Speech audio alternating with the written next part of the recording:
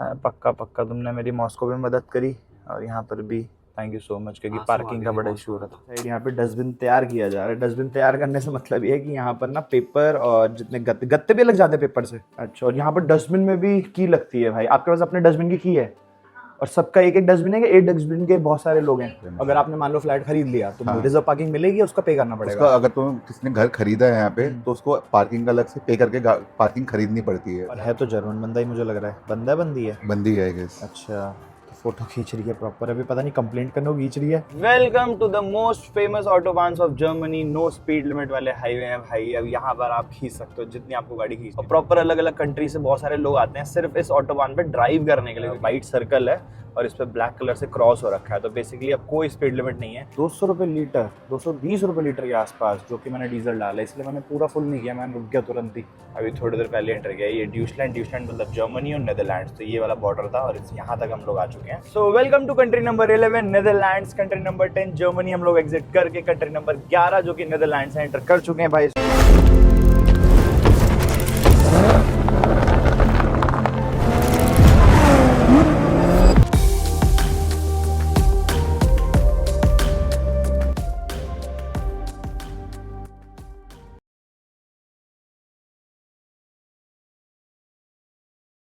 Berlin में ऐसा मौसम देखने को यूजुअली मिलता नहीं है, बट आज थोड़ा अच्छा मौसम है। सामने हमारी गाड़ी है भाई और बड़ी नीट एंड क्लीन लग रही होगी कैमरा पे, बट एक्चुअल में अगर मैं क्लोजअप दिखाऊं भाई तो थोड़े थोड़े अभी स्पॉट्स हैं गंदगी के। एक बार बंद करना इसको पड़ना भाई।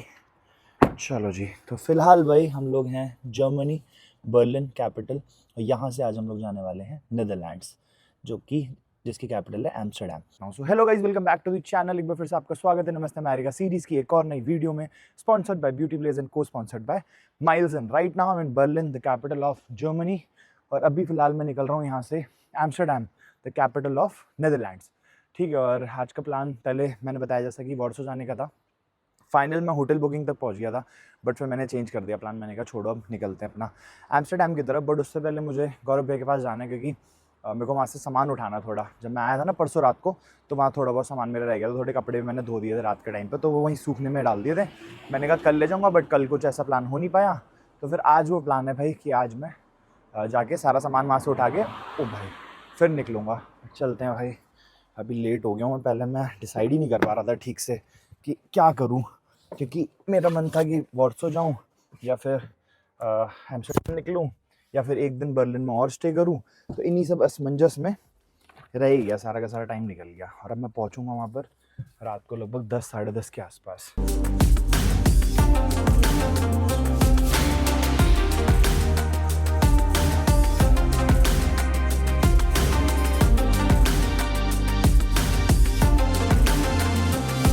यहीं पर ही एटीएम है भाई। पहले एटीएम से मुझे थोड़ा कैश निकालना था, मैंने कहा निकाल लेता हूँ। ओके, पिन भी इसका याद नहीं है मेरे को, क्योंकि इससे बहुत कम कार्ड कैश निकाला है मैंने। लो जी, आ गए हैं अपने यूरोस। अभी फ़िलहाल मैंने 40,000 इंडियन रुपीज़ निकलवाए हैं, क्योंकि मुझे प्रणव भाई को भी देना है कुछ। इनसे मैंने कैश लिया था और बाकी के मेरे को यूज़ हो जाएंगे। चलो प्रणव भाई, मिलते हैं भाई next time. Thank you so much. Thank you भाई, थैंक यू सो मच। पक्का पक्का तुमने मेरी मॉस्को में मदद करी और यहाँ पर भी थैंक यू सो मच, क्योंकि पार्किंग का बड़ा इशू हो रहा था। सही में भाई, बैंड बज गई थी। मैंने बोला था चल लो मेरे साथ, बढ़िया घुमा के लाता एम्स्टर्डम वगैरह, तो ये पहले टिकट कर चाहिए। चलो bye bye, done done done. चलो जी, निकला जाए। इनका यहाँ से वॉकिंग डिस्टेंस ही है पीछे, मुश्किल से 200 मीटर 300 मीटर होगा। मैं आगे निकल जाऊँगा और ना मुझे घुमा के लानी पड़ेगी पूरी। ओके चलो बाय। चलो जी, यहीं पर ही गाड़ी साइड में लगा दी थी मैंने 1 सेकंड के लिए। वैसे अलाउड नहीं है, बट ऐसे लोग ना पार्किंग लाइट जला के लगा देते हैं कभी कभी। मुश्किल से 2 मिनट लगा होगा मेरे को कैश निकालने में, हो गया सारा काम इतने में। चलो जी, back on roads once again. यहाँ से सिर्फ 10 मिनट का रास्ता रह गया। एक्चुअली मैं घर पे बात कर रहा था, मैं शूट ही नहीं कर पाया कुछ, बट सीधा सीधा रास्ता था, बहुत ज़्यादा दूर नहीं है, सिर्फ 20-25 मिनट ही दूर था प्रणव का फ्लैट, भैया के फ्लैट से। और अभी जाम दिखा रहा है यार आगे। मौसम की बात करूँ भाई तो बढ़िया सुहाना मौसम हो रखा है। और ऐसे चेंज हुआ है ना मौसम सीरियसली एक दिन में, मतलब 2 दिन में सॉरी। परसों इतनी भयंकर ठंड थी और आज पता नहीं क्या हो गया। मतलब कल से, इनफैक्ट कल बारिश हुई थी परसों रात को, ठीक है। कल भी मैंने आप लास्ट वीडियो देखी होगी जब एक्सप्लोर कर रहे थे हम लोग कल थोड़ा बर्लिन, ठीक है, बढ़िया मौसम हो रखा था। और आज भी सेम वैसा ही है, मतलब बहुत हैवी जैकेट्स, एकदम मोटे मोटे वुलन जैकेट्स पहनने की नीड नहीं है, सुहाना मौसम है, घूमा जा सकता है।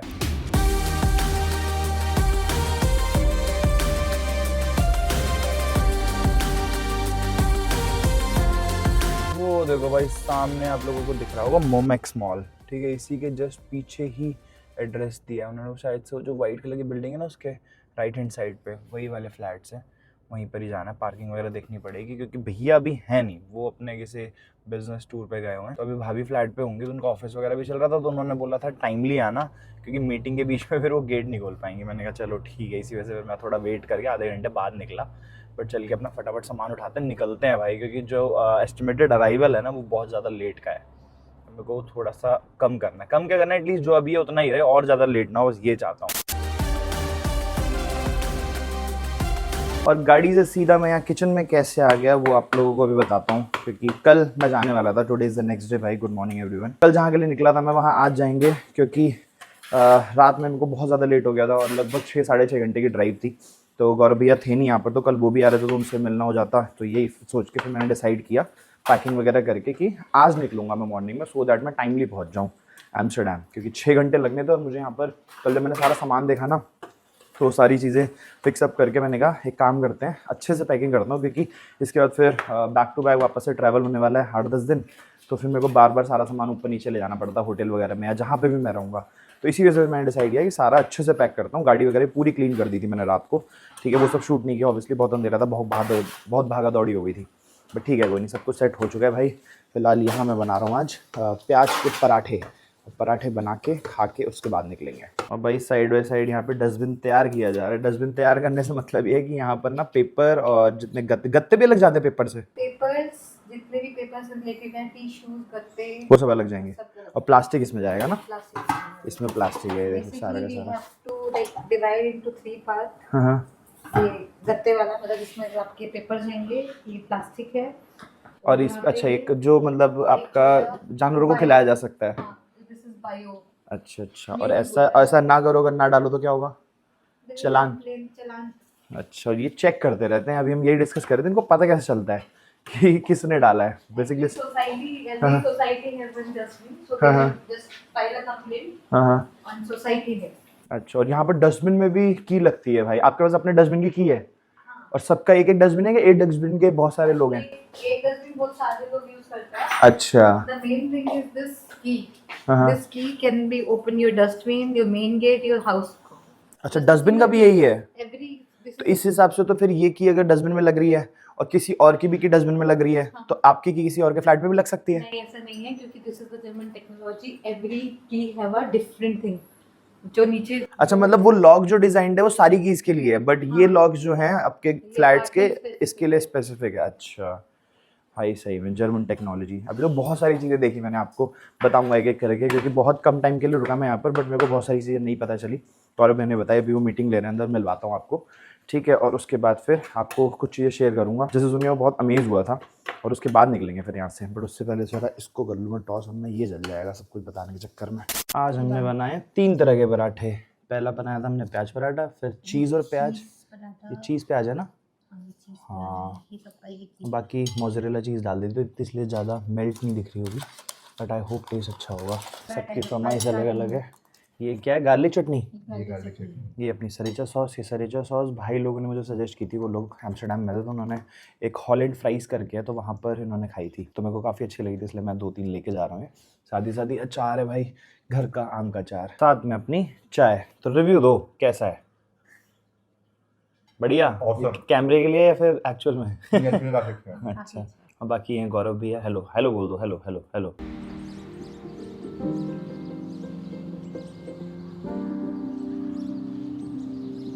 ये नज़ारे हैं भाई 15th फ्लोर के। और नीचे अपनी गाड़ी खड़ी हुई है। वैसे ये रिजर्व पार्किंग है, क्योंकि ये जो प्लेट्स देखोगे ना, देखो ये नंबर इस पर दिखेगा 105 103 कुछ लिखा हुआ है, तो ये वाली हमारी पार्किंग नहीं है, ठीक है। बट यहाँ पर पार्किंग स्पेस लेना पड़ता है। बट यहाँ पे मैंने कल रात को आगे खड़ी करी, हमने सोचा किसी का ग्रुप पे मैसेज आएगा तो हटा देंगे, नहीं आएगा तो फिर रहने देंगे यहीं पे। तो कितने की पार्किंग मिलती है भैया यहाँ पे? यहाँ पार्किंग 100 यूरोस पर मंथ का प्राइस रहता है यहाँ पे। अगर आपने मान लो फ्लैट खरीद लिया तो हाँ। रिजर्व पार्किंग मिलेगी, उसका पे करना उसका पड़ेगा? अगर तुम किसने घर खरीदा है यहाँ पे तो उसको पार्किंग अलग से पे करके पार्किंग खरीदनी पड़ती है। और बट एज कोई रेंट रह रहा है रेंट पे अगर किसी और ने ले रखी तो आप उससे रेंट आउट कर सकते हो bye paying like 100 Euros per month. अच्छा, मतलब अगर सपोज आपने फ्लैट खरीद लिया हाँ, और हाँ। आपने पार्किंग भी खरीदी, बट आपके पास कार नहीं है, तो आप अपनी पार्किंग किसी को रेंट आउट रेंट कर पे दे सकता सकते। हो। कितना बताया आपने rent? 100 Euros per month, basically Indian currency में 10,000 रुपये। 10-12 हज़ार रुपये, Yes. नहीं 11 हज़ार रुपये के आसपास। 10-11 हज़ार रुपये। हाँ यार सही है यार, बताओ पार्किंग की भी रेंट चल रहा है।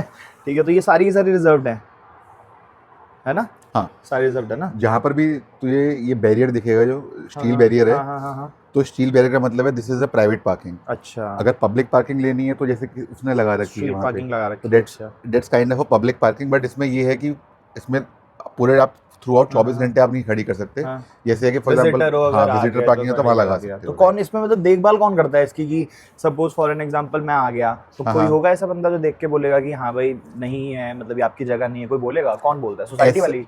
ऐसे सोसाइटी वाले बोल सकते हैं, या फिर क्या है कि इंस्पेक्शन होता है। हम्म। बट हम लोग अभी थोड़ा बर्लिन के आउटस्कर्ट्स में रह रहे हैं तो हम्म। माइट भी इतनी इंस्पेक्शन यहाँ ना हो, मगर सिटी में होगा अच्छा। तो डेफिनेटली कोई ना कोई बोल देगा उस चीज़ के हाँ, लिए। वैसे सेंटर से अभी हम लगभग 10-12 किलोमीटर दूर है 10-12 ना? किलोमीटर बाहर है हम और ये लोग। वाली जो सामने रोड दिख रही है ना आपको, ये सीधा पोलैंड जाती है, वॉर्सो इस तरफ पड़ता है ना? हाँ, वॉर्सो साइड है। अच्छा हाँ, अभी सनसेट का टाइम हो रहा है। सनसेट तो नहीं, मतलब आफ्टरनून हो रही है, तो लेफ्ट हैंड बट साइड 1 घंटे में सनसेट हो ही जाएगा 3 हाँ बजे हाँ, तक। बहुत जल्दी हो जाता है भाई यहाँ पर सनसेट। फ्लैट दिखाता हूँ भाई आपको, कुछ ऐसा सा है फ्लैट। यहाँ पर बहुत बड़ा एक कॉमन एरिया दे रखा है, यहाँ पर किचन है, किचन बड़ी मॉड्यूलर है, और मैं इससे बड़ा इम्प्रेस्ड हूँ। ये डिश वॉशर है भाई, वैसे मैंने सुना बहुत बार था, बट इसकी क्लीनिंग इतनी फर्स्ट क्लास है ना, सीरियसली बर्तन एकदम चमक के बाहर निकलते हैं। ठीक है, और यहाँ से एंट्री है, बड़ी ऑड तरीके से मैं दिखा रहा हूँ आपको फ्लैट, बट ठीक है। यहाँ लेफ्ट हैंड साइड पर छोटी सी अलमीरा है, अलमीरा नहीं मतलब जैकेट वगैरह टांग सकते हो, ड्रॉप टाइप का छोटा सा।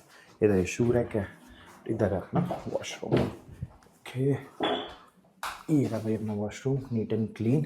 तो ये इसमें से आपको भैया क्या क्या मिला था वैसे रेंट पे? हम लोगों को यहाँ पर बस एक मॉड्यूलर किचन मिली है। हाँ, बाकी और ये सब आपने लिया? ये बाकी सब चीज़ें हमने खरीदी है। हाँ हाँ। खरीदी भी क्या है इनकेस लाइक कि सब कुछ डीअसेंबल्ड कंडीशन में आया था, हाँ। बाकी सब चीज़ें असेंबल करी हैं। अच्छा, ये हाँ, सारा वो तो पार्ट बाहर वैसे करना ही पड़ता है, यहाँ पर हाँ, लेबर कॉस्ट इतनी महंगी लेबर है कॉस्ट ना। है, तो जितने का तुम्हारा प्राइस है इतना सोफा आएगा तो उतना असेंबल कॉस्ट ले लेंगे ये लोग। हाँ, तो ये भी आपने सेट किया है? ये पूरा डाइनिंग टेबल हमने सेट करी है। और सोफा भी आपने सोफा सेट किया? सेट वो करा है। सोफा बाहर एक जो बेड है, वो उसी पे सोया था कल मैं, बड़ा कंफर्टेबल है भाई।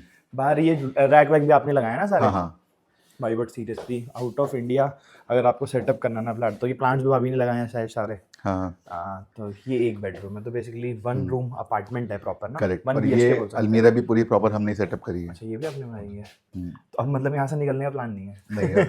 बता रहे थे। असेंबल करने के बाद तो बिल्कुल नहीं। मतलब अभी भैया ने ना रिसेंट टाइम पे बहुत बार शिफ्टिंग कर ली, तो यही कह रहे थे कि अब बिल्कुल हिम्मत नहीं है शिफ्टिंग वगैरह करने की। और रेंट कितना है इसका by the way? Rent basically Germany में रेंट कॉन्सेप्ट ये होता है, कोल्ड रेंट होता है, एक वार्म रेंट होता है। अच्छा। तो कोल्ड रेंट बेसिकली क्या है, जो ओनर के पास जाएगा। वार्म रेंट है जैसे कि तुम जो हीटिंग कॉस्ट है, जैसे तुम गर्म पानी यूज़ कर रहे हो, उसके बाद जैसे कोल्ड वाटर है, या अंदर जो हाउस के अंदर जो हीटिंग होती है, तो उस सब का एक वार्म रेंट बोलते हैं बेसिकली, जो हीटिंग कॉस्ट होती है। आप पे किसको पे करते हो? ये पूरा ओनर के पास जाता है। अच्छा। होता क्या है कि वो वैरी करता है बेसिकली आपकी Correct. यूसेज पे, कि बेसिकली एक अमाउंट दे रही है कि लेट्स से 250 यूरोस हाँ। पर मंथ आपको देना है। हाँ। तो फिर उसके बाद क्या होगा कि पूरा आपका रीडिंग कैलकुलेट होती है starting from like January of the same month till दिसंबर। उसके बाद देखते हैं कि आपने कितना यूज़ करा। अगर आपने कम यूज़ करा तो आपको रिफंड मिल जाएगा, ज़्यादा यूज़ मिलता है? हाँ, ज़्यादा यूज़ करे तो आपको एक्स्ट्रा पे करना पड़ेगा। Okay okay. तो मोर और लेस हम लोग अभी अराउंड 1500 यूरोस पर मंथ पे कर रहे हैं in total warm and including like जैसे वार्म रेंट। अच्छा, इंक्लूडिंग वार्म रेंट? हाँ हाँ। अच्छा, तो कोल्ड रेंट आई थिंक 1350 है। अच्छा, उसी में इंक्लूडेड है ना? हाँ, वो भी 1330 है आई थिंक। तो टोटल 1500 पड़ता है। तो मेरे हिसाब से इंडियन रुपीस में वही हो गया 1.5 लाख। 1.5 लाख या 1,60,000 भाई रुपए। साहब 1.5 लाख रुपए रेंट वो भी जब आप महंगा। सिटी के सेंटर में सिटी के नहीं सेंटर, होता। हाँ। और इसको खरीदना चाहे इंसान अगर आके यहाँ पे, तो कितने का होगा ये? ये घर इजीली तो बेसिकली ये 1 BHK बोलेंगे अपने इंडियन स्टाइल में, कि एक हॉल है, एक रूम है, तो इजीली ये 4.5-5 करोड़ रुपए इंडियन करेंसी में होगा। 1 BHK? 1 BHK। भाई साहब एक्सट्रीम भाई, 1 BHK लोग बेसिकली यूरोप में बोलते हैं 2 रूम सेट। हाँ। ये हॉल को भी एक रूम काउंट करते हैं। अच्छा कि you can use it as a living room और might be as a bedroom as well. अच्छा अच्छा अच्छा।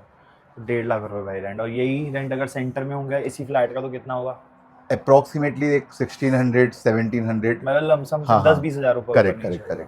तो ऐसा भाई हमारे गुड़गांव में अगर देखा जाए, दिल्ली में देखा जाए, आउटर में लोगे तो गुड़गांव आउटर में भी यही रेट है अभी इस टाइम पे। 102-105 सेक्टर के आसपास जाओगे ना गुड़गांव में, मेरी दीदी वहाँ पर रहती हैं, ठीक है, तो उनका भी रेंट जो है वो सेम आपको सेंटर में भी लगभग उतना ही रेंट, बहुत माइनर सा डिफरेंस आता है। बेसिकली जो जिस एरिया में हम लोग रह रहे हैं, हाँ। तो this part belongs to the east side of the Berlin. अच्छा, तो- कल मैं गया था ब्रेंडनबर्ग गेट, तो वहाँ हाँ, पर हाँ। भी ऐसा था कि east side was occupied by Soviet, हाँ, तो ये यूएसएसआर, रशियन सोवियत, है थोड़ा हाँ, ये, है करेक्ट। ना? अच्छा So there were अच्छा। 3 countries like USSR, hmm US, hmm and France and हाँ। Great Britain, I think as हाँ well. हाँ, 3 कंट्रीज थी। हाँ, हाँ, हाँ हाँ, यूएस, ग्रेट ब्रिटेन और फ्रांस, जिनका रूल था वेस्ट साइड पे, वेस्ट साइड पे, और ईस्ट साइड पे अपना USSR, Soviet union, Russia. Correct. हाँ, और बाकी मैं आपको दिखा रहा था ये नीचे ना डस्टबिन को देखो भाई, वो यूज़ कर रही है लेडी, तो इसको यूज़ करने के बाद इस पर ताला लगाएंगी वापस से, मतलब सबको अलॉटेड है कि भाई जो कचरा जाना है सब में जाना है। देखो लॉक लगा रही है ना, ये देखो चाबी निकाल ली।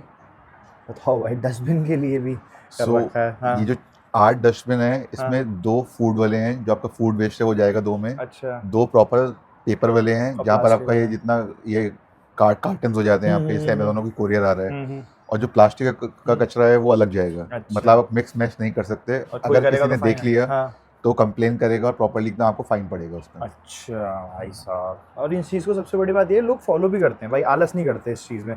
अभी सुबह भी मैंने जो मेरे बोर्डिंग पासेस पड़े थे बहुत सारे बैग के अंदर आज तक, तो भाभी ने काट काट के पूरे प्रॉपर डाले हैं उसके अंदर, जो पेपर वाला वो था। जो बड़े कार्टन आते हैं वो भी आप सीधा से कार्टन नहीं रख सकते, नहीं, वो वो भी जाएगा नहीं, आपको- इतनी स्पेस नहीं है उसमें, तो और आपको इसी में ही डालना है, बाहर ऐसे छोटे नहीं पीस रख करके सकते। नहीं, बाहर हाँ। अलाउड नहीं है। हाँ, तो फिर उसके छोटे छोटे पीस करके फिर डालोगे, वरना उसमें भी कंप्लेंट है भाई। तो ये सारी चीज़ें फॉलो कर रहे हैं लोग, तभी फिर अप्लाई की जा रही हैं। अगर फॉलो करना बंद कर दिया, अब सारे ही मान एकदम जिद पे उतर रहे हैं भाई हमें करना ही नहीं है, तो ऑब्वियसली रूल भी किसी बात का और नहीं बेस्ट रहेगा। पार्ट ये लोग फॉलो कर रहे हैं, इसलिए तो बाहर देखेगा यहाँ क्लीनलीनेस बहुत ज़्यादा है, मतलब सबसे ज़्यादा लोग प्रायोरिटी क्लीनलीनेस को देते हैं। सही बात है। चलो सही है भाई, निकलते हैं, यहाँ से निकलने का टाइम आ गया है, क्योंकि ऑलरेडी 1 बज गया है और मेरे को यहाँ से लगभग 7 घंटे की ड्राइव है, तो वही 8, साढ़े 8, 9 बजे के आसपास पहुँचूँगा। ये देखो भाई, गाड़ी की हमारी पिक्चर क्लिक हो रही है तो जर्मन बंदा ही मुझे लग रहा है, बंदा बंदी है। बंदी है गेस। अच्छा, तो फ़ोटो खींच रही है प्रॉपर, अभी पता नहीं कंप्लेंट करने को खींच रही है कि वैसे ही खींच रही है। तो ग्रुप पे नहीं नहीं, इसने लैंडस्केप में है, तो मतलब ये नॉर्मली कुछ ब्लॉगिंग वगैरह कर रही होगी। चलो निकलते हैं, सामान मैंने आधे से ज़्यादा लोड कर लिया है, थोड़ा बहुत सामान बचा है वो ले जाके रखता हूँ। पहले मैं सोचा नहा के निकलूँ, बट मैंने कहा छोड़ो, अब ड्राइव ही करनी है, वहाँ पर चल के ही नहाएंगे। ऑल सेट टू लीव, गाड़ी को स्टार्ट कर दी है भाई, और रात को ठंड इतनी थी, देखो ओस पूरी की पूरी जमी हुई है।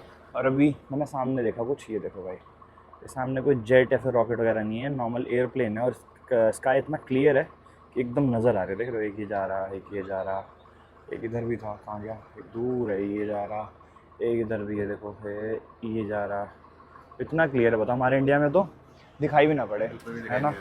चलो निकलते हैं भैया, thank you so much hospitality के लिए। अगले साल फिर से आऊँगा, हमने सोचा है, प्लान किया है साथ में आइसलैंड की रोड ट्रिप करेंगे। आइसलैंड की तो शायद ना हो पाए, क्योंकि उस टाइम में मेरी अभी अमेरिका सीरीज चल रही होगी, क्योंकि आप मई जून में जा रहे हो ना। जून में। हाँ, तो उस टाइम में तो मेरा चल ही रहा होगा। उसके बाद विंटर्स में करेंगे एक बार ये ना, नॉर्वे वाला फिर से पूरा ड्राइव करके। स्कैंडिनेवियन पूरी हाँ countries हाँ, cover ये कर करके सकते stretch हैं। करेंगे। हाँ हाँ, नॉर्वे, स्वीडन और फिनलैंड ये कर सकते हैं, और तब तक आपका ड्राइव लाइसेंस भी बन जाएगा जाएगा, भाई। यहाँ पर तो बड़ा hopefully। मुश्किल। हाँ, ड्राइव लाइसेंस आप क्या बता रहे थे? ड्राइविंग लाइसेंस का यहाँ पर इजीली है कि तुम्हारा 3.5 लाख या 4 लाख रुपए आराम से लग जाता है जर्मनी में, भाई कि साहब, एक अटेम्प्ट में क्लियर करना काफ़ी डिफिकल्ट हो जाता है। और तुम्हें ड्राइविंग क्लासेस अगर लेनी है, हर क्लास का प्रैक्टिस करने का 10,000 रुपये, लाइक अराउंड 100 यूरोज। तो अगर आप अप्लाई करना चाहते हो ड्राइविंग लाइसेंस, अप्लाई करोगे तो पहले आपको दिखाना पड़ेगा आपने पहले ड्राइविंग। आप फारशुले में जाओगे। यहाँ पर फारशुले बेसिकली ड्राइविंग स्कूल को बोलते हैं, शूले स्कूल। हाँ, तो ड्राइविंग स्कूल में जाकर रजिस्टर कराओगे तो 500 यूरो वो लेंगे, 50,000 रुपये आपके वो गए। ठीक, उसके बाद आप थ्योरी एग्जाम दोगे, 100 यूरो का वो है। उसके बाद आपको फिर ड्राइविंग क्लासेस लेनी पड़ती है, तो वो डिपेंड, ड्राइवर इंस्ट्रक्टर देखेगा कि आप कितना अच्छा चला पा रहे हो, तो मिनिमम 6-5 नहीं, मतलब अगर सपोज जैसे इंडिया में हमें लाइसेंस अप्लाई करना है, तो मैं बिना ड्राइविंग स्कूल के किसी सर्टिफिकेट के जाके, आपको ड्राइविंग स्कूल में रजिस्टर करना पड़ेगा। अच्छा, वो फिर सर्टिफिकेट दिखाना पड़ेगा उसके वहाँ बाद आपको यहाँ पर गवर्नमेंट ऑफिस में जाके सारे डॉक्यूमेंट्स दिखाने पड़ेंगे कि तभी आपने मिलेगा। स्कूल में रजिस्ट्रेशन करा चुके हो। उसके बाद ड्राइविंग क्लासेस लोगे तो आपका 1-1.5 लाख रुपये ड्राइविंग क्लासेस में लग जाएगा आपका।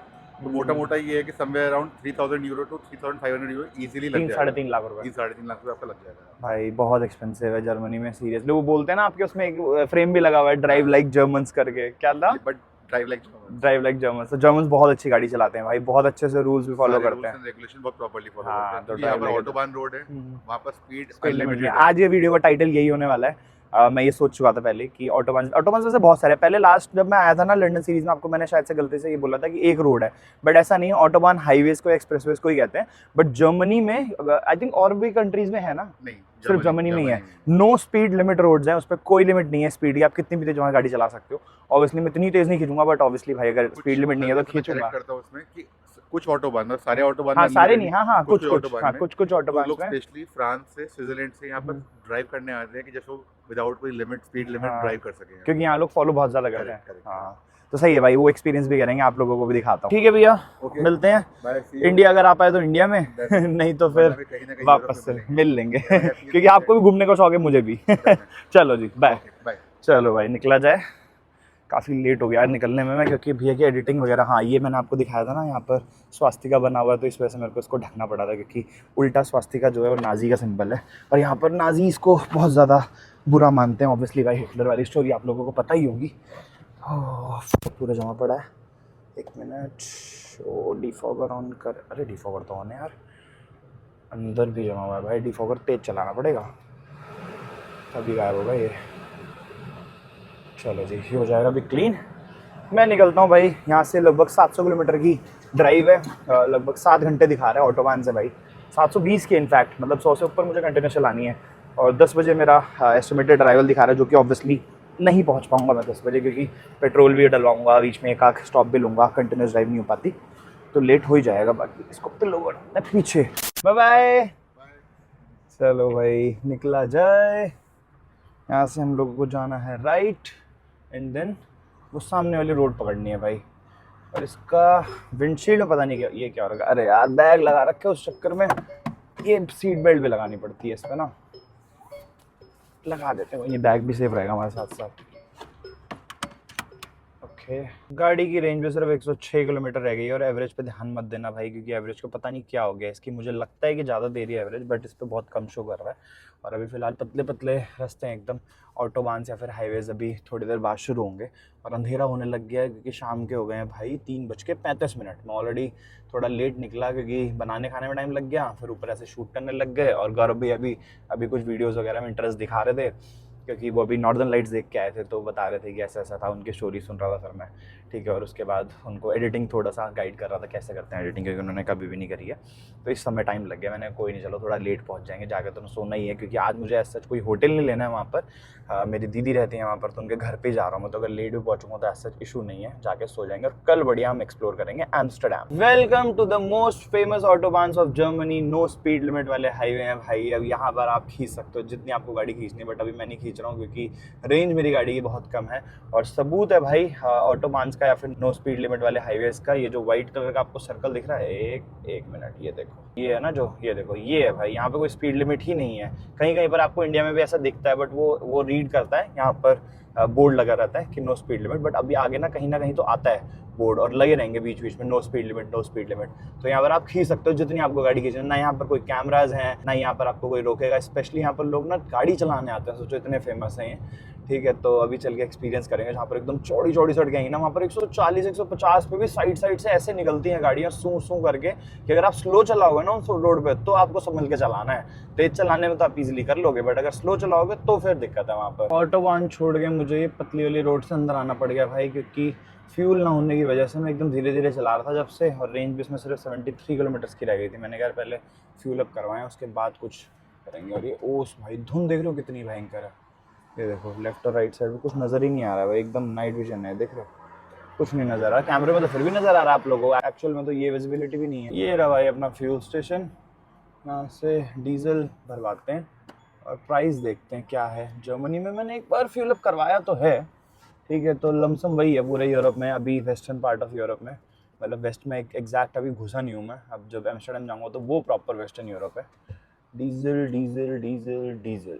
और जैसा कि मैंने बताया था भाई, यहाँ पर हम लोगों को अंदर जाके पहले पे करने की कोई नीड नहीं है, बड़ा टाइट है भाई, गैस बन जाती है, ठीक है। तो यहाँ पर सीधा सबसे पहले नोजल निकाल के मैं डीजल भरूँगा, उसके बाद अंदर जाके पे कर दूँगा। चालू हुआ नहीं क्या?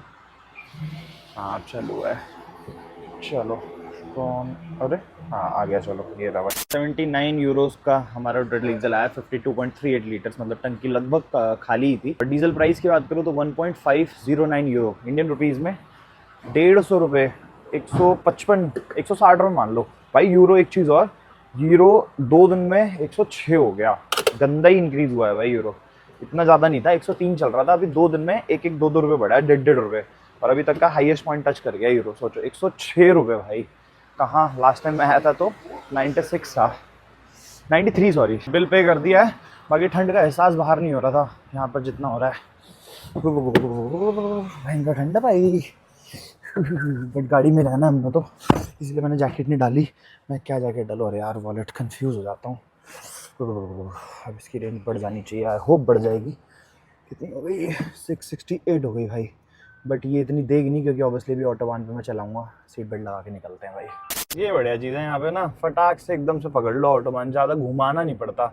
वरना एक्सप्रेसवेज पे अगर उतर जाओ गलती से भी इंडिया या फिर कुछ कुछ कंट्रीज़ में, तो वहाँ पर चढ़ना ही भारी हो जाता है भाई वापस से, या तो टोल दो, ये करो वो करो। बाकी यहाँ पर टोल है कि नहीं है वो आज एक्सपीरियंस करूंगा, मेरे हिसाब से टोल नहीं है। अब भाई ऑटोबान्स का मतलब सिर्फ ये नहीं होता है कि आपको स्पीड लिमिट ही नहीं हो, चला ही जाओ पूरे टाइम, क्योंकि अभी जिस रोड पे मैं चल रहा हूँ ना, यहाँ की स्पीड लिमिट है भाई 100। तो ऑटोबान्स बीच बीच में ऐसे स्पीड लिमिट वाले हाईवेज या फिर एक्सप्रेसवे से भी कनेक्ट होते रहते हैं, और इसका आपको सबूत दिखाता हूँ मैं। सबूत क्या मतलब, एक प्रूफ है, ये देखो इस पे लिखा है ना, ये लिखा है ना 100। तो अभी बेसिकली इस वाले रोड की 100 है स्पीड लिमिट, और अभी बोर्ड भी लगा हुआ था। पहले 120 था, फिर 100 हुआ। अब शायद से मुझे लग रहा है सिटी के थोड़ा सा अगल बगल बाईपास कर रहे होंगे, इसलिए थोड़ा स्लो कर दिया है। और जब 2 सिटीज़ को एकदम क्रॉस करना होता है ना, उस टाइम पे फिर आते हैं ऑटोबान जो स्पीड लिमिट जिन पे बिल्कुल भी नहीं होती है। कुछ नज़र नहीं आ रहा है भाई, सामने देख सकते हो धुंध है, भयंकर ठंड नहीं है बिल्कुल भी, 5 डिग्री सेल्सियस टेम्परेचर हो रहा है बाहर का। बट सीरियसली भाई कुछ नज़र नहीं आ रहा, देख लो एकदम ही धुंध है, और रास्ता एकदम प्यारा है, स्मूथ यहाँ से, ठीक है। ना ही तो कोई बीच में रोड कट रही है, ना ही कुछ, आप कंटिन्यूस ड्राइव कर सकते हो सीधा सीधा। एक चीज़ और मुझे आप लोगों से शेयर करनी थी, जो कि ये है भाई कि ऐसी जर्नी में ना, एक तो देखो मैं अकेला हूँ, ठीक है, तो बहुत ज़्यादा कंटेंट ना मैं रोड वगैरह पे शूट करने का ना ही मेरा मन करता है, और मुझे लगता नहीं कि कुछ यूनिक मैं आप लोगों तक पहुँचा पाऊँगा, क्योंकि अभी फ्यूल अप कराया मैंने आपको दिखा दिया, उसके बाद से सिर्फ गाने चल रहे हैं, मैं सीधी सीधी ड्राइव कर रहा हूँ। अब उस मोमेंट में मैं आपको क्या दिखाऊँ, सोचो। तो ऑब्वियसली यूरोप के सारे रूल्स एंड रेगुलेशन रोड के बता दिया मैंने, ऑटोबान है। तो प्लीज़ कमेंट सेक्शन में ये लेके मत शुरू हो जाना कि भाई गाड़ी चलाए जा रहे हो, क्योंकि कल बर्लिन एक्सप्लोर किया था, वो मैंने आप लोगों को दिखा दिया। आज मतलब कल मैं गौरव के पास आके रुक गया था, फिर इस वीडियो के स्टार्टिंग में आप लोगों ने उनका एक्सपीरियंस भी सुन लिया, जर्मनी का क्या है क्या नहीं है, ठीक है। तो अभी सीधे सीधे ड्राइव ही है, मैंने कहा क्या देखूँ, कुछ इंटरेस्टिंग होता है तो दिखाता हूँ, वरना फिर पहुँचते हैं भाई। अभी भी लगभग 4-4.5 घंटे की ड्राइव है, और निकलने से पहले ना मेरे को थोड़ा सा डिजीनेस सा फील हो रहा था, मुझे लगा था नींद से आ रही है। तो फिर मैंने बढ़िया एक ब्लैक कॉफ़ी का छोटा सा शॉट बना के एकदम कड़वी सीधे घूट मार ली थी, तब थोड़ा ठीक लग रहा है, तब से ही मैंने कहा, वरना तो 700 किलोमीटर ड्राइव करना बहुत। और भाई अभी लाइटनिंग हुई एकदम से, बिजली कड़ गई है भयंकर वाली, और धुंध इतनी भयंकर है, कुछ नज़र नहीं आ रहा भाई। कैमरे पे पता नहीं कैसे थोड़ा बहुत हल्का फुल्का दिखता है, बट मैं गाड़ी चला रहा हूँ ना, सामने को बिल्कुल नज़र नहीं आ रहा, सिर्फ लाइट्स दिख रही हैं सामने, जो आपको लाइट्स दिखता था, नहीं कैमरे पे लाइट्स भी नहीं दिख रही, बताओ, ठीक है। सामने गाड़ियाँ जा रही हैं, उनकी लाइट से ही देख देख के चला रहा हूँ, और यहाँ पर आके मेरे को विजन मिल रहा है, वहाँ तो कुछ नज़र ही नहीं आ रहा भाई। अभी थोड़ी देर पहले मैंने आपको नो स्पीड लिमिट का जो साइन दिखाया था, वो एक्चुअल में नो स्पीड लिमिट का नहीं था, ये है भाई नो स्पीड लिमिट का साइन। ये देख रहे हो ना आप, ये एक वाइट सर्कल है, और इस पर ब्लैक कलर से क्रॉस हो रखा है, तो बेसिकली अब कोई स्पीड लिमिट नहीं है। और ये मुझे ऐसे पता चला कि सामने मैंने देखा था, सामने बहुत बड़ा बोर्ड आया था, उस पर ऐसे 3 बड़े बड़े वाइट सर्कल, तो तीनों पे ऐसे करके क्रॉस लगा हुआ था, 120, 130 और 80 और 100, चारों पे क्रॉस लगा हुआ, देखो 120 पे क्रॉस लगा हुआ है यहाँ पे। तो बेसिकली अब ये जो है ना, ये नो स्पीड लिमिट है, यहाँ पर कितनी मर्जी तेज चला सकते हो आप। और ये DF की वार्निंग भी आ गई है भाई, अब ये बोल रहा है कि 2400 किलोमीटर और चलेगी गाड़ी, उसके बाद बंद हो जाएगा इंजन। तो उससे पहले मुझे डलवाना है, एक बार मैं इसका देखूँ अगर कितना है लेवल, तो 24% आ गया भाई। देखा जाए तो इतना जाना नहीं चाहिए, तो बट 4% में मुझे पता है मैं UK पहुँच जाऊँगा, ठीक है। तो देखता हूँ, मैं यूरोप में ही डलवा लूँगा कहीं से, या तो पेरिस वगैरह देख लूँगा, या फिर जहाँ पर भी मैं अगला फ्यूल अप कराऊंगा ना। वैसे मुझे फ्यूल अप कराना है, क्योंकि रेंज सिर्फ लगभग 250 किलोमीटर ही रह गई, और मुझे एक्चुअल में 300-350 किलोमीटर जाना है, तो इस वजह से फिर फ्यूल अप एक बार कराना पड़ेगा। बट वहाँ पर अभी मैं नहीं डलवाऊंगा DF देखते हैं कहीं आगे, जहाँ पर विनेट वगैरह बनाऊंगा ना, वहाँ पर डलवाऊंगा फिर भी DF। ये वाला जो सर्कल है ना, जिसको मैंने गलती से नो स्पीड लिमिट का बता दिया था, शायद से ये वो वाला सर्कल है जिसमें स्पीड लिमिट अननोन है, मतलब अभी डिटेक्ट नहीं कर पा रहे हैं कि एक्चुअल में स्पीड लिमिट है क्या। बट ये नो स्पीड लिमिट की रोड नहीं है, यहाँ पर कुछ ना कुछ स्पीड लिमिट होगी। तो अभी कहीं बोर्ड आएगा तो ये अपने आप फिर उसको डिटेक्ट करके, और 100, 120, 80 जो भी स्पीड लिमिट होगी वो कर देगा। वैसे इस पर ना स्पीड भी अगर है भी तो 130 है, मतलब 130 है, या फिर नो स्पीड लिमिट है, इससे स्लो नहीं है। Time for fuel up, 108 kilometre की रेंज रह गई है, और टाइम पे एकदम मेरे को फ्यूल स्टेशन दिख गया। फुल कराते हैं भाई गाड़ी। आज एस्टिमेटेड अराइवल ऐसे बढ़ रहा है भाई, कंटिन्यूस गाड़ी मैं खींच ही रहा हूँ, कहीं पे भी स्टॉप नहीं लिया, सिर्फ एक दूसरा स्टॉप है मेरा, वो भी फ्यूल अप कराने के लिए, और 5 से 6 मिनट रुक रहा हूँ बस। उसके बावजूद भी कहाँ मेरे को 9 बजे दिखा रहा था और अब 10:40 दिखा रहा है पहुँचने का टाइम, क्योंकि मैं 110-120 पे चला रहा हूँ भाई, और स्पीड लिमिट 130 की है, तो स्पीड लिमिट के हिसाब से कैलकुलेट करता है। डीजल मशीन हो जाए चालू, अभी आवाज़ आएगी यहाँ से, तो आ गई आवाज़, चलो ये डीजल ही है ना, हाँ फुल करते हैं। ओ भाई अभी डीजल डालते डालते मैंने प्राइस पे नज़र गई मेरी, 215 भाई, 0.9, मतलब ये सेंट है, तो लगभग 2.15 हो गया अपना यूरो। 200 रुपये लीटर, 220 रुपये लीटर के आसपास जो कि मैंने डीजल डाला, इसलिए मैंने पूरा फुल नहीं किया, मैंने रुक गया तुरंत ही। मैंने कहा बताओ 27 लीटर के 60 यूरो, 6,000 रुपये भाई साहब। मैंने फिर मैप देखा कहीं नेदरलैंड्स में एंटर तो नहीं कर गया, बट ऐसा नहीं है भाई, अभी जर्मनी में ही हूँ मैं। बॉर्डर यहाँ का जो है नेदरलैंड्स का, वो ये रहा, ये वाला बॉर्डर है, ठीक है। तो यहाँ कहीं से मैं क्रॉस करूँगा तब नेदरलैंड्स में आऊँगा। तो शायद से ऐसा हो सकता है कि ये वाला फ्यूल स्टेशन है ना, वेस्टफॉलन, इसका फ्यूल थोड़ा एक्सपेंसिव है। जैसे इंडिया में भी अगर आप इंडियन ऑयल या भारत पेट्रोलियम से डलवाओगे तो सेम ही दिखेगा हर सिटी में, बट अगर आप शेल पे जाओगे तो उस पर आपको एक्सपेंसिव मिलेगा as compare to Bharat petroleum और इंडियन ऑयल। तो शायद ऐसा हो सकता है। बहुत महंगा है भाई, 220 रुपये। सोचो जर्मनी के एक पार्ट में, जर्मनी के दूसरा पार्ट में सीधा 60 रुपये बढ़ गया पर लीटर।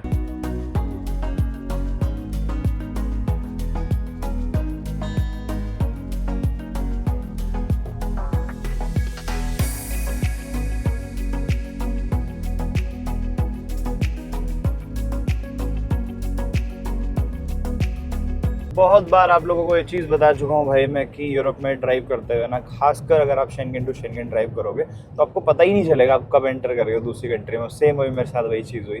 मैं बड़ी अपना गाड़ी चला रहा हूँ गाने सुनते सुनते, और फिर मैंने देखा कि जो बोर्ड्स थे ना साइड में, उसकी लैंग्वेज थोड़ी सी चेंज हो गई। जर्मन, मतलब ऑब्वियसली मुझे जर्मन नहीं आती है, बट फिर भी देख के थोड़ा समझ आ जाता है जब आप 2-3 दिन वहाँ हो और साइन बोर्ड्स देख रहे हो। तो मैंने देखा यार ये देखने में तो मेरे को दूसरी लैंग्वेज लग रही है, जर्मन नहीं है।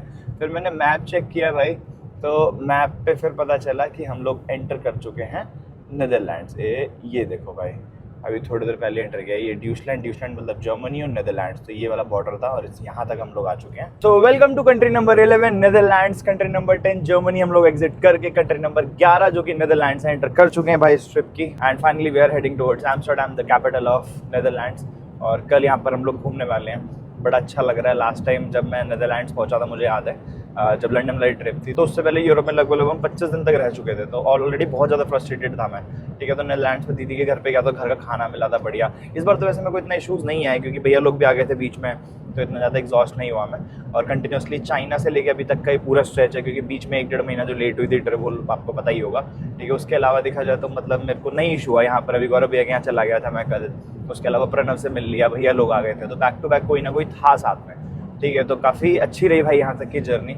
और इसके बाद नेदरलैंड्स के बाद अब 2 कंट्रीज और हैं, बेल्जियम और फ्रांस। उसके बाद हम लोग एंटर कर जाएंगे यूके में। लास्ट टाइम जब यूके एंटर हुए थे ना, तो उस टाइम पे लग रहा था कि भाई ट्रिप लगभग खत्म होने वाली है, बट इस बार जब यूके में एंटर करूंगा तो मेरे दिमाग में होगा एक पड़ाव या फिर एक फेज कंप्लीट हुआ है पूरी ट्रिप का, क्योंकि बेसिकली ये पूरा एक लंदन तक का एक फेज था। लास्ट टाइम ये डेस्टिनेशन थी, बट इस बार ये फेज है। सोचो, तो अभी भी इसके बाद 2 गुना ट्रिप बची है, क्योंकि जितना ज़्यादा घर से लेके मैं लंदन तक ट्रैवल करूँगा, उतना ही लगभग मैं कनाडा में ट्रैवल करूँगा और उतना ही लगभग मैं यूएसए में ट्रैवल करूँगा। तो आप ये कह सकते हो 3 फेजेस में जा रही है ट्रिप। तो सही है, चलो आई एम हैप्पी कि नेदरलैंड्स पहुँच गए हम लोग। और दूसरी चीज़ भाई, फ्लैग वेव नहीं कर पाया। और एक और चीज़, बहुत सारे लोग कमेंट्स कर रहे हैं कि आपने यहाँ फ्लैग वेव नहीं किया, आपने वहाँ फ्लैग वेव नहीं किया। तो भाई कहीं कहीं पर सही बताऊँ तो मेरे दिमाग से भी निकल गया, और उसके बाद कहीं कहीं मौका नहीं लगा। कभी कभी मैंने चाहा मैं करूँ, फिर मैंने कहा यार कैसे करूँ। एक तो अकेलेपन में ना, एक तो जब इंसान अकेला होता है ना, उस टाइम पे दिमाग में भी नहीं आता। मेरे दिमाग में 10 चीज़ें चल रही हैं, बट वो चीज़ नहीं आ पाई बीच में, तो उसके लिए सो सॉरी।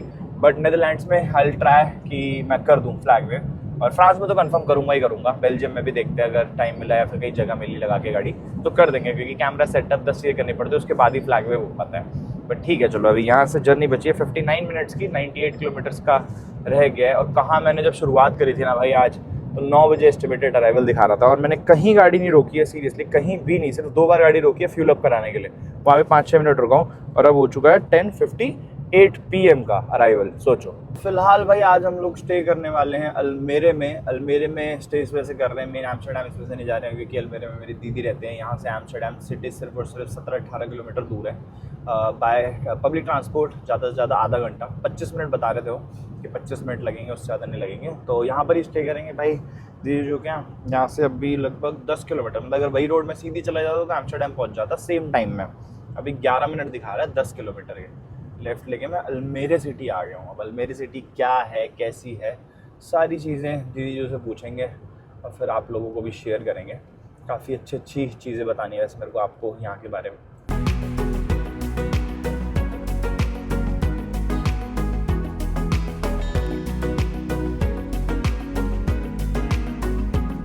यार यहाँ से दीदी का घर सिर्फ 2 मिनट है, 1 किलोमीटर, और लेफ्ट और राइट साइड पे देख के लग रहा है ऐसा पूरा जंगल है, पर जंगल नहीं होगा, अभी रात के टाइम पे दिख रहा है बस। और ये इतनी सारी ब्रिज क्रॉसिंग आ रही है छोटी छोटी, क्योंकि ये कनाल है भाई। और एम्स्टर्डम सिटी या फिर उसके अगल बगल की जितनी भी सिटीज़ हैं, पूरे नीदरलैंड्स ही कह सकते हो आप, फेमस है भाई कैनाल्स के लिए। कल दिखाऊंगा आपको, बढ़िया मज़ा आएगा भाई कल घूमने में। और कल मैं पब्लिक ट्रांसपोर्ट से घूमने वाला हूँ, और शायद से ऐसा भी कर सकता हूँ कि मैं साइकिल वगैरह रेंट पे ले लूँ। और कल मैं जल्दी निकलूँगा एक्सप्लोर करने यार, क्योंकि पिछले 1-2 बार से क्या हो रहा है ना कि मैं 12-1 बजे निकलता हूँ, ठीक है, और उसके बाद फिर वो हो जाता है अंधेरा 3 बजे ही, तो 1-2 घंटे ही रह जाते हैं, तो जल्दबाजी में करना पड़ता है। तो इससे अच्छा है कि सुबह जल्दी उठो और जल्दी निकलो, तो वही करूँगा। यहीं पर ही है लोकेशन। तो मुझे पहले लगा था कि फ्लैट टाइप का होगा, बट प्रॉपर घर है मुझे लग रहा है, क्योंकि ये जगह तो मेरे को फ्लैट्स वाली नज़र आ नहीं रही। मैंने दीदी को कॉल करके पूछा कि पार्किंग कितना नज़दीक होगी आपके घर से, क्योंकि लास्ट टाइम जब मैं आया था ना तब पार्किंग के लिए बहुत भटकना पड़ा था। तब दीदी एम्स्टर्डम में थोड़ा पास रहती थी, एम्स्टर्डम में रहती थी, बट उस टाइम पे रेंटेड था। तो अब इन्होंने ले लिया, बट ये अल्मेर सिटी में पड़ता है, ठीक है, जो इन्होंने खरीदा। तो कह रही अपनी प्राइवेट पार्किंग है, आ जाओ, कोई दिक्कत नहीं है। मैंने कहा चलो ये सही हो गया भाई, पार्किंग मार देती है यार मेरे को पार्किंग। सीरियसली इतना मेरे को दुख ना होटल का देने में लगता है, इतना पार्किंग के लिए देना पड़ता है। इसलिए मैं होटल भी वही करता हूँ, भले ही 500-1000 रुपये ऊपर लगे, बट एटलीस्ट होटल जो मिले वो पार्किंग वाला मिले, और सेफ भी रहती है गाड़ी, अपने आँखों के सामने भी रहती है।